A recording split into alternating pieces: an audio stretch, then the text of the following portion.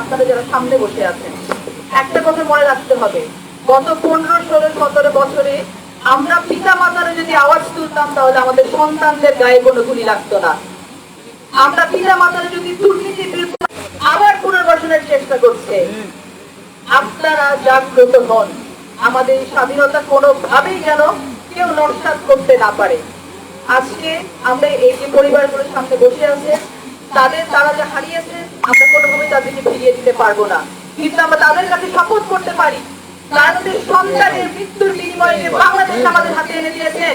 আমাদেরকে মনে রাখতে হবে যে গত 5 তারিখে বাংলাদেশে যে স্বাধীনতা অর্জিত হয়েছে, এই স্বাধীনতা অর্জনের পিছনে সব থেকে বড় ত্যাগ স্বীকার করেছেন আমাদের সামনে বসে আছেন এই বাবা এবং মা। যে ছবি কিছুক্ষণ আগে শহীদ বিজয়ের আমি দেখেছি, এই ছবি দেখার থেকে কষ্টের তীব্র যন্ত্রণার কোনো পিতা মাতার কাছে থাকতে পারে না। অথচ এই ছোট ছোট বাচ্চাদের মৃত্যুর উপরও ফাঁসিবাদী শেখ হাসিনা কি বলেছিল, আরো গুলি চালাতে।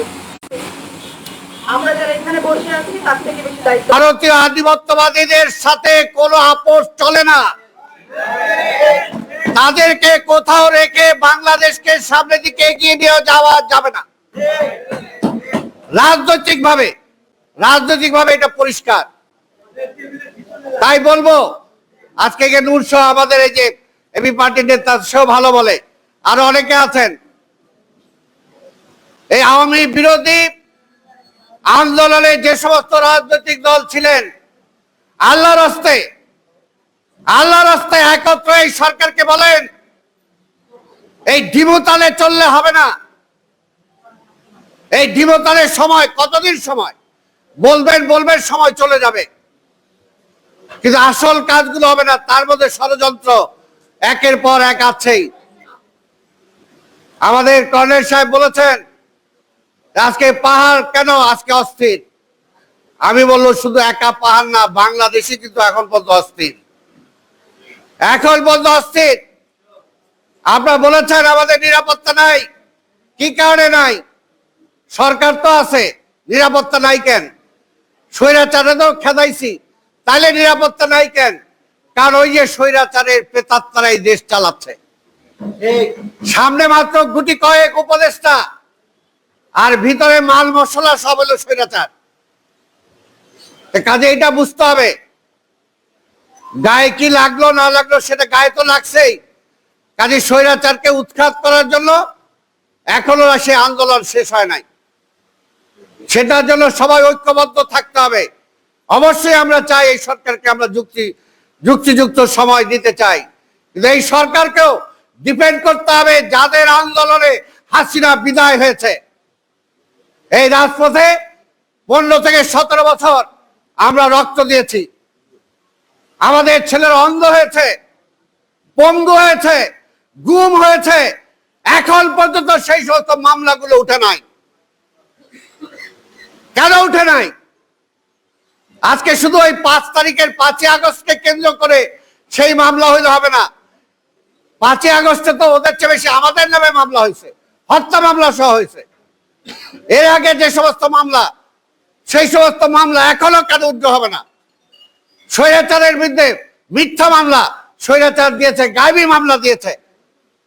আজকে এখনো সেই সমস্ত মামলার আসামি হয়ে আমাদের ঘুরে বেড়াতে হচ্ছে।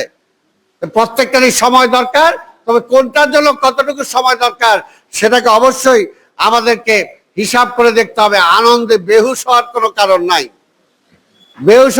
কারণ নাই।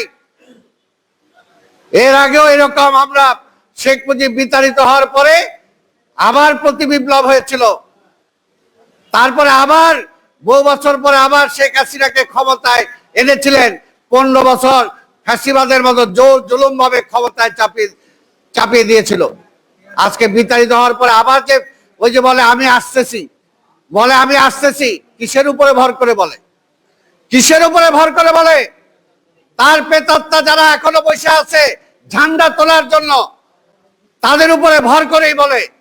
কাজেই যে সমস্ত ভিত্তি যাদের আছে সেই ভিত্তিগুলোকে আজকে চুরমার করতে হবে। পরিষ্কার কথা, তাদের শক্তির যে ভিত সেই ভিতগুলো চুরমার করতে হবে। এটা তো সত্যি, এখনো সরকারকে বলতে হবে কেন ওবায়দুল কাদের এখনো গ্রেপ্তার হয় নাই, কেন হাসান মাহমুদ এই দেশ থেকে পালিয়ে যেতে সক্ষম হলো, কেন তাদের অর্থনীতিবিদ যারা চুরি করছে, যে সমস্ত ব্যবসায়ীরা, এখন পর্যন্ত তাদের একজনকে গ্রেপ্তার করা হয় নাই। কেন গ্রেপ্তার করা হয় নাই? নাম বলছেন, এখনো কেন গ্রেপ্তার করা হয় নাই? কাজে এই সমস্ত বিষয় সময় নেন, কিন্তু এগুলো কার্যকর করেন, মানুষের সামনে দেখান যে আসলে কার্যকর কিছু হচ্ছে। তারেক রহমানের কি হইলো, তারেক রহমান আসলো কিনা, তার মামলা কি হলো, এটা নিয়ে মিডিয়া ব্যস্ত হয়ে যায়, কিন্তু এস আলমকে কেন ধরে না এটা নিয়ে তো ব্যস্ত হন না, কারণ মালিকানা আছে। তো এরকম আরো অনেক, কয়জনের নাম বলবো? কাজেই যে শত চোর, যে শত ডাকাত আজকে দেশকে এই পর্যায়ে নিয়ে গিয়েছে, আজকে অনতি বিলম্বে তাদেরকে আইনের আওতায় আনতে হবে। আপনি সময় নেন, অসুবিধা নাই। ওবায়দুল কাদের গ্রেপ্তার হয় না, তাদের যে সমস্ত যারা সন্ত্রাস করছে, যারা গণহত্যায় জড়িত, আজকে সেই সমস্ত তারা কোথায়? এখন পর্যন্ত কোনো অ্যাকশন দেখলাম না। ওবায়দুল কাদেরকে গ্রেপ্তার করার জন্য কি ব্যবস্থা নেওয়া হয়েছে? তার সাথে আরো যারা ছিল তাদেরকে গ্রেপ্তার করার জন্য কি করা হয়েছে? কাজে এই সমস্ত বিষয়ে পদক্ষেপ নেন, আমরা সেটাই চাই, এটা পরিষ্কার কথা। আজকে আমাদের সভাপতি বলেছেন যে মুক্তিযোদ্ধাদের সাথে এখনো, আরে ভাই, দেশ একবারই স্বাধীন হয়েছে, বারবার স্বাধীন হয় না। ওই স্বাধীনতাকে রক্ষা করার জন্য আবার আমাদেরকে লড়াই করতে হয়।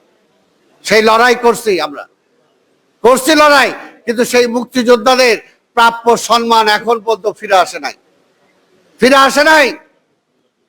মেজর হাফিজউদ্দিনকে কিভাবে এয়ারপোর্টে হস্তান্তরিত হয়েছে, তার বিচার হয়েছে? কোন পুলিশ অফিসার করছে? তাকে কি গ্রেফতার করা হয়েছে? তারা তো বহাল তবিয়তে আছে। এবং প্রত্যেকটা মন্ত্রীর যারা এপিএস রাজনৈতিক ভাবে যারা দেখতেন, সেই সমস্ত মন্ত্রীর এপিএস পিএসরা এখনো উপদেষ্টার এপিএস পিএস আছে। How come? কিভাবে হয় এটা? করেন আপনি, সময় নেন, কিন্তু তাদেরকে রেখে যারা আওয়ামী লীগের প্রেতাত্মা তাদের কাজে ভর করে, তাহলে সবকিছু ওরাই ভুলণ্ঠিত করে দিবে, ওরাই আপনাকে ব্যর্থ করবে। আমরা ব্যর্থ করব না, আমরা চাই আপনারা সফল হন। এই জন্য আমরা বারবার বলতেছি, এই সরকারকে ব্যর্থ হইতে দেওয়া যাবে না, তাহলে অভ্যুত্থানের মূল যে সেটাই ব্যর্থ হয়ে যাবে। এই জন্য আমরা চাই আপনাকে সময় দিতে, কিন্তু তাদের কাঁধে হাত রেখে হবে না। তাদেরকে কাঁধের থেকে হাত রাখা লাথি দিয়ে ফেলান, লাথি দিয়ে দূরে সরান, তারপরে সেটা সম্ভব হবে।